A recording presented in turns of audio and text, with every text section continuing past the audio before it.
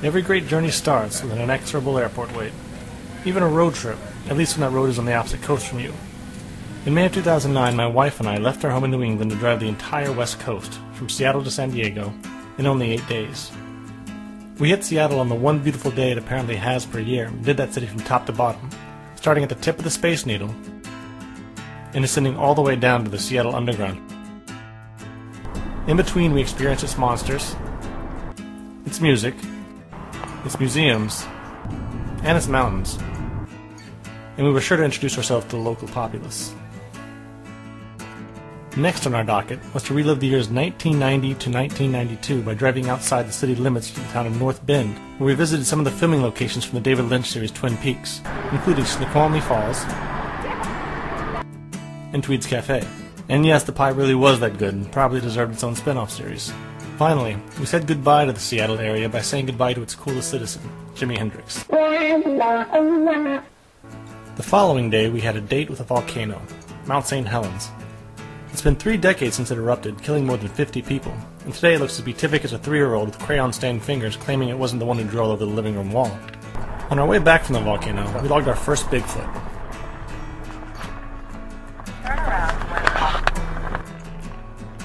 And saw a house still half buried from the 30-year-old eruption.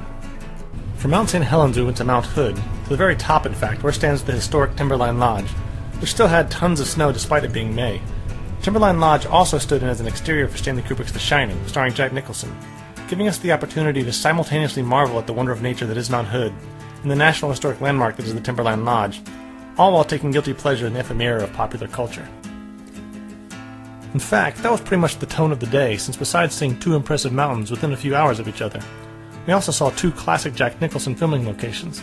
In addition to the Timberline Lodge, we drove through Salem, Oregon, briefly stopping at the Oregon State Hospital, which served as the setting for One Flew Over the Cuckoo's Nest. The Oregon coast was a real highlight of the trip. Give me a rocky piece of coast over a manicured stretch of sand any day. We saw a 100-year-old shipwreck, accidentally stayed the night in the town where they filmed The Goonies, gazed in awe at the massive and monolithic Haystack Rock,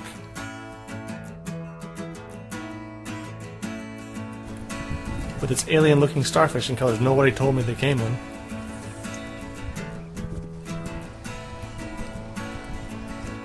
walked gingerly through a rest stop filled with carnivorous plants,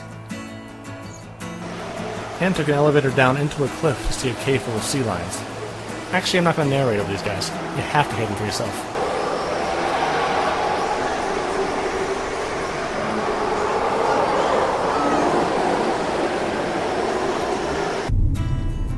We started the California leg of our road trip in the Redwoods, and didn't want to leave. I didn't know being dwarfed was so much fun. We debated canceling the road trip for a hiking trip at that point, but we still had so much to see. In San Francisco, we of course visited Alcatraz, where we paid a small down payment on our debt to society.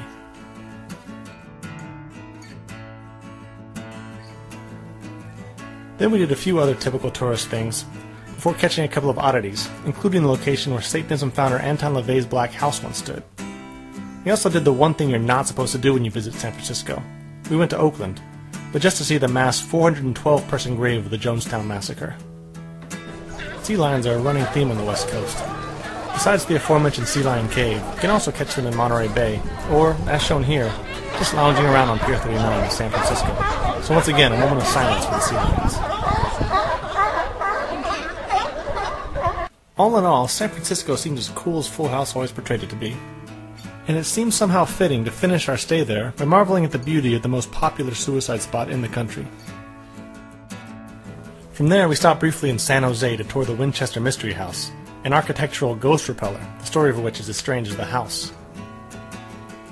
After that was the Monterey Bay Aquarium, and the strange tranquility that comes from watching creatures far removed from us on the species tree swim around in glass tanks of water. Here are a few clips for your own peace of mind.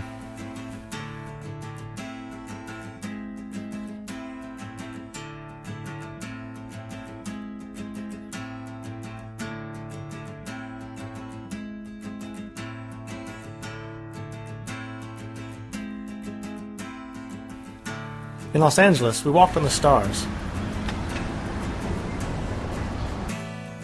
and then we walked 6 feet above them. After all, where else can you see Bing Crosby and Bela Lugosi mere feet from each other? We took a break from the disgustingness that is Hollywood Boulevard for the refreshing disgustingness that is the La Brea Tar Pits Museum, a fascinating little place featuring mammal skeletons dredged from the adjacent tar pits and interspersed with animatronic representations of prehistoric mammals like woolly mammoths and the saber-toothed tigers who loved them. Finally, we made sure to hit nearby Vasquez Rocks National Park, another opportunity to marvel at nature while simultaneously indulging our popular culture inclinations. After all, this is where James T. Kirk fought the Gorn, Bill and Ted died, and Ash journeyed after the Necronomicon. The last stop on our road trip was San Diego, which we pretty much only saw from the inside of our hotel room due to an illness that definitely could have been worse timed. We did, however, get out to see the stunning Geisel Library at the University of California, San Diego, which, among all the literary lights of human civilization, was named for Dr. Seuss. We saw tons in the 8 days of our West Coast road trip, a lot more in fact than I could fit into this video.